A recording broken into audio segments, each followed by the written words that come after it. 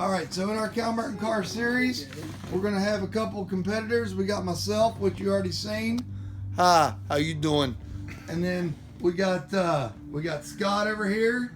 He is our local transmission specialist and differential man for own a local speedway. And then we got our machine shop specialist that does all of our head work, our machine work, and all of our engine building machine shop stuff. We call him our tool and die guy. So right now we're trying to figure out a couple things. I'll show you the bracket we got. The bracket we got set up so far is going to be Chevy, Dodge, Ford, Pontiac. We're going to do it in a what is this, 32 team single elimination. We're going to do a 69 Camaro with Scott and Austin, and then so to make it fair, Scott won the first race, so we're going to do me versus Austin, so that way everything's legit when it comes down to me getting a chance. Because if I just race the winner and Scott wins every one, I guess technically Scott's the better driver and he should be racing me anyway.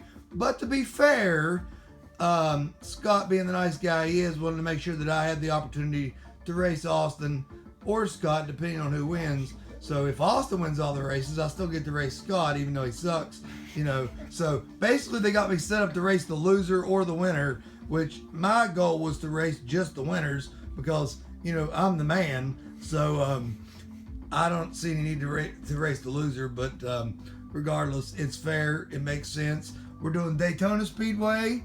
We're doing 4 laps, no pits, and hood view only. And we're going to do our 69 Camaro, our 2016 Camaro. We're going to do our 93 Fox body, our 15 Mustang GT. Then we're going over to our Trans Am 69, to our 02, which puts us at the end of the transmission, or the end of the Trans Am generation. And then we're going to go from the 70 Challenger, and we'll probably use the Hellcat on the 16.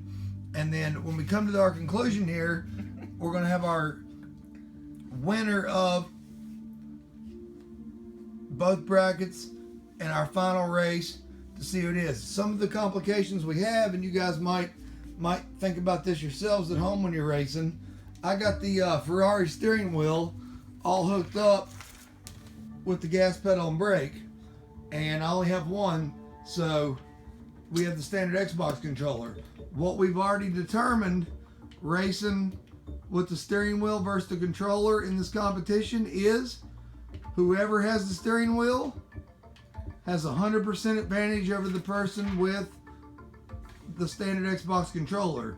The steering wheel is the way to go for any simulation. We got Project Cars, we got a sort of Moda, we got Need for Speed, we got just about, I think, every racing game possible, and the steering wheel's the way to go if you're a racer. This was the low budget one. It was a pretty good steering wheel. It was the Ferrari. I purposely bought no force feedback because technically in a car, the force feedback is simulated, and I don't like the idea that it's making you feel like it's holding you to the road. And in my opinion, it's not as realistic because you don't technically have a bouncing around steering wheel in a real car. If you're used to racing or even driving your car down the road, you don't feel your steering wheel yanking and bouncing around and everything. So this steering wheel, being that it was $99, I think it was Longitech. So they're starting out the race now. Looks like they're going with the what are y'all racing, guys? 69 Trans Am. The what? 69 Trans Am. 69 Trans Am. They're going with the 69 Trans Am. It looks like who's Austin's or Scott's in the lead. I'm on top. Austin's in the lead. So we picked Daytona because we thought it'd be pretty good with the